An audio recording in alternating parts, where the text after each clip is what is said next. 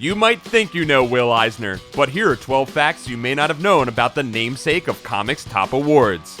William Irwin Eisner was born March 6, 1917, in Brooklyn, New York, the son of Jewish immigrants. He would go on to become one of comics' greatest innovators and artists on such works as The Spirit and A Contract with God. He passed away at the age of 87 on January 3, 2005. Eisner went to high school and was friends with Bob Kane, the credited creator of Batman. Kane was the one who suggested to Eisner, who had contributed illustrations to the school newspaper, magazine, and yearbook, that he draw comics for a new comic book called Wow, What a Magazine in 1936, when Eisner was 19. Wow lasted for only 4 issues, after which Eisner and the book's editor, Jerry Iger, formed a studio, the Eisner and Iger Studio, in which they and others created pre-packaged comics for publishers such as Fox Comics and Quality Comics. Artists who worked at the Eisner-Iger Studio included Jack Kirby, Wally Wood, and Lou Vine. Eisner would often use pseudonyms to make his studio seem like it had more artists than it did, including Willis Renzi and W. Morgan Thomas. During his time at the studio, Eisner created or co-created such characters as Dollman, Black Hawk, Uncle Sam, Black Condor, and Sheena, Queen of the Jungle. Eisner's most famous work was creating a comic book insert for newspapers that included such strips as Mr. Mystic, Lady Luck, and his most famous creation, The Spirit, which ran from 1940 through 1952. We already covered The Spirit at length in another video in this series. You should watch it, it's good. One of Eisner's biggest innovations was his use of splash pages, which are large, often full-page illustrations that set the mood or scene for a comic story. The Spirit is famous for its beautifully designed splashes, which often incorporated the logo of the strip into their design.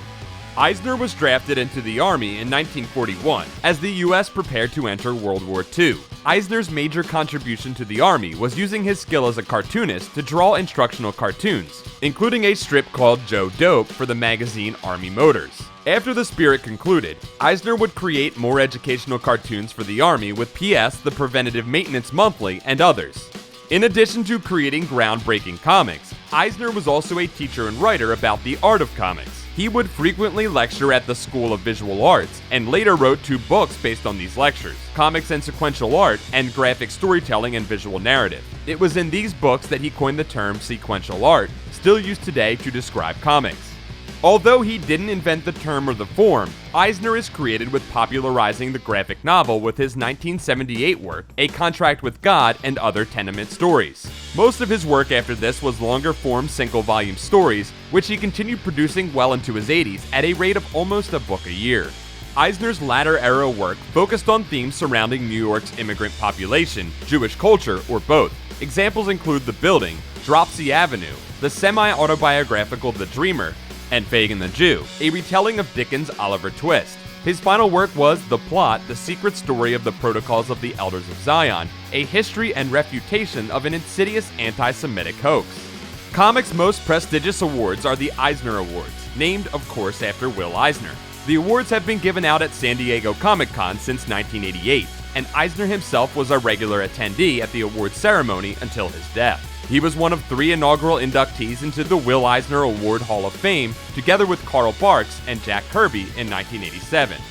Eisner also won a host of awards not named after him, including but by no means limited to the National Cartoonist Society Comic Book Award 5 times, as well as a Story Comic Book Award and a Reuben Award from the NCS, placement in the Academy of Comic Book Arts and Jack Kirby Halls of Fame, and the second ever Grand Prix Award at the Angoulême Comics Festival in 1975. That's it for this episode of You Think You Know Comics. Don't forget to like this video, subscribe to Comics Alliance for more comics facts, and check out comicsalliance.com for more comics awesomeness.